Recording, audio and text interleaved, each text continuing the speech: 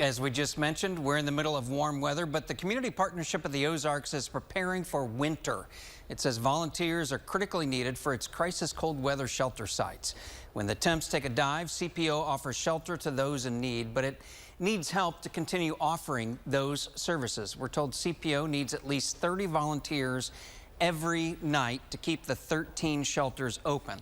One of the roles it often needs filled is someone willing to stay at the shelter overnight. CPO says most of those volunteers only work once or twice a month, and they're always paired with another volunteer.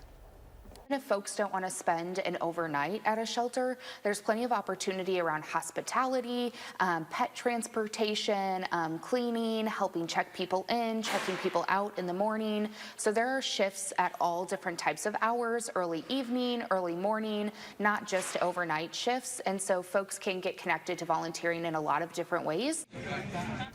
So again, it's not just looking for people who will stay at the shelters overnight. CPO also needs volunteers to help serve meals, deliver supplies, transport pets, and more.